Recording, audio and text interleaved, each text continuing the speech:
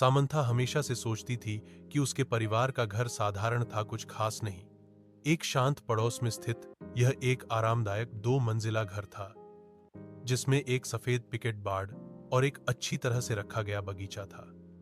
फिर भी जैसे ही उसने एक दोपहर धूल भरे अटारी में घूमते हुए उसकी नजर कुछ असामान्य चीज पर पड़ी।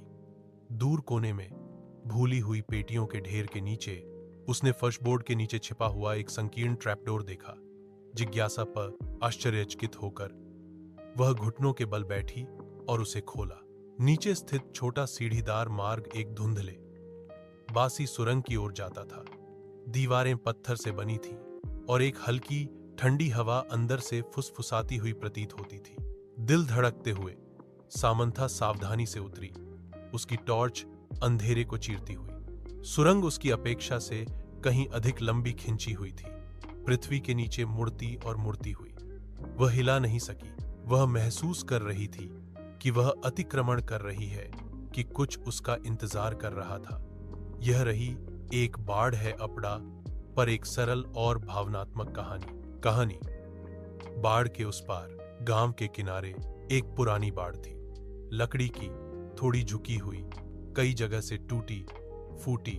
लेकिन गांव के बच्चों के लिए वो बाड़ बस एक बाड़ नहीं थी, वो उनके खेल का मैदान था, उनकी कल्पनाओं की सीमा और कभी कभी उनकी दुनिया की सबसे बड़ी चुनौती भी।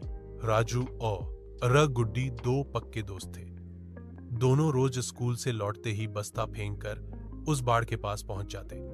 कभी बाड़ पर चढ़ने की होड़, कभी बाड़ के इस पार से उस पार गेंद फेंकने का खेल। लेकिन गांव के बड़े लोग अक्सर कहते, बाड़ के उस पार मत जाओ, वहां जंगल है, सांप बिच्छू हैं। एक दिन राजू की गेंद बाड़ के उस पार चली गई। गुड्डी ने कहा, रहने दो, नानी ने मना किया है। लेकिन राजू जिद्दी था। उसने बाड़ के ऊपर उस पार छलांग लगा दी। गुड्डी डर के मारे रोने लगी। लेकिन कुछ ही देर में राजू हंसता हुआ लौट आया, हाथ में गेंद और कुछ जंगली फूल लेकर। गुड्डी ने डांटते हुए कहा, पागल हो गया है क्या? कुछ हो जाता तो? राजू बोला, डर के पार ही तो मजा है, देखना कितने सुंदर फूल हैं। उस दिन के बाद से बच्चों के मन में बाढ़ के उस पार का डर थोड़ा कम हो गया। लेकिन उन्होंने एक बात समझ ली, बाढ़ सिर्फ लकड़ी का बना होता है, असली बाढ़ तो हमारे मन में होती है। डर, शक और संकोच, यही असली बाढ़ होती है, जो हमें नए अनुभवों से रोकती है। और धीरे धीरे बच्चों ने सीखा